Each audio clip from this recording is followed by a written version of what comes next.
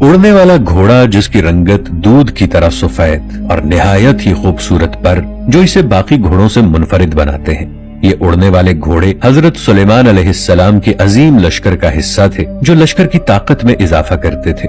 लेकिन हजरत सुलेमान अलैहिस्सलाम ने इन घोड़ों के पर क्यों काट दिए? पुराने वक्तों में घोड़े बहुत अहमियत रखते थे क्योंकि ये सवारी करने और जंगों में इस्तेमाल होते थे। जब लोग घोड़े की खरीदो फरोख्त करते तो उसके साथ खास कागजात भी रखते थे। इन कागजों में घोड़े के मालिक और मौजूदा मालिक, माँ बाप, तारीख पैदाइश और मुकम्मल शजरा नसब लिखा होता था। ये दस्तावेजात घोड़े के आला नस्ल होने का सबूत हुआ करते थे। इन घोड़ों के रहने के लिए बड़े बड़े अस्तबल और देखभाल के लिए मुलाजिम रखे जाते थे। घोड़ों की नस्ल के बारे में मालूमात और उनकी तरबियत करना एक फन और महारत का काम था। रिवायतों के मुताबिक मलिका सबा यानी मलिका बिल्कीस को हजरत सुलेमान अलैहिस्सलाम का उड़ने वाला तख्त बहुत पसंद था। एक दिन मलिका बिल्कीस ने हजरत सुलेमान अलैहिस्सलाम के साथ तख्त पर बैठकर दुनिया की सैर करने की ख्वाहिश का इजहार किया तो हजरत सुलेमान अलैहिस्सलाम ने तख्त को हुक्म दिया कि मलिका की ख्वाहिश पूरी करे। लिहाजा तख्त हवा में उड़ता हुआ उन सबको एक जजीरे पर ले गया। ये जजीरा 7 समंदरों के दरमियान में था। इस जजीरे की सैर करते हुए मलिका बिल्कीस ने बहुत खूबसूरत नायाब घोड़े देखे जिनके पर थे। इन घोड़ों ने जब सुलेमान अलैहिस्सलाम और उनके लश्कर को देखा तो डर कर उड़ गए। मलिका और सुलेमान अलैहिस्सलाम को ये घोड़े बहुत पसंद आए, लेकिन अब वो उनकी पहुंच से दूर जा चुके थे। लिहाजा हजरत सुलेमान अलैहिस्सलाम ने वापस महल आकर जिन्नों को हुक्म दिया कि वो इन घोड़ों को पकड़ कर लाएं।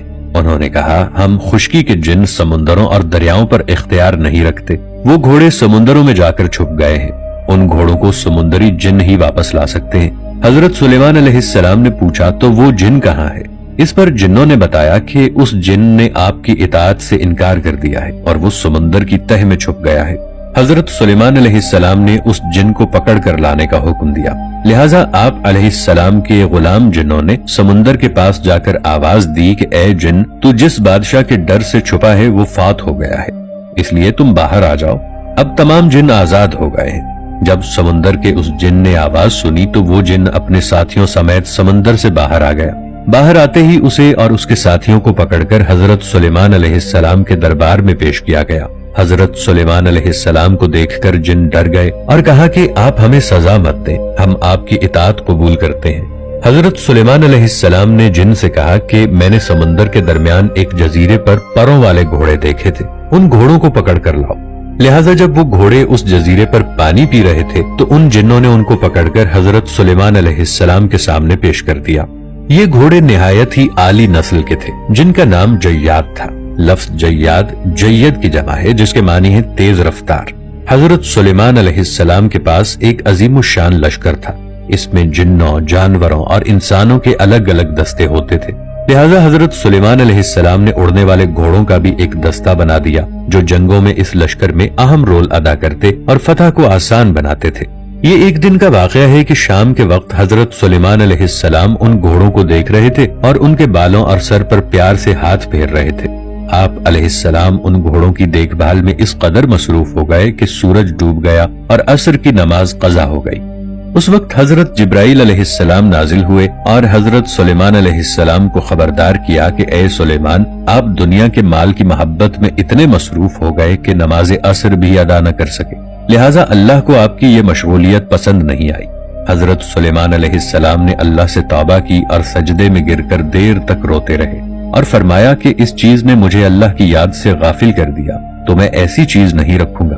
आपको इतना दुख हुआ कि आपने उन घोड़ों के पर कटवा दिए। लिहाजा उन आली नस्ल के घोड़ों जय्याद के परों को काट दिया गया और आज तक उनके पर फिर दोबारा नहीं निकले और इसके बाद आज तक इस दुनिया में उड़ने वाले घोड़े नहीं देखे गए। अल्लाह ने हजरत सुलेमान अलैहिस्सलाम की तौबा कबूल फरमाई और उन्हें उन घोड़ों के बदले तेज रफ्तार हवा पर इख्तियार दे दिया।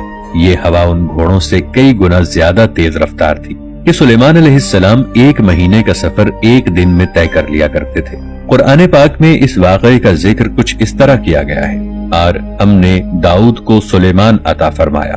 बहुत खूब बंदे थे, वो खुदा की तरफ रुजू करने वाले थे।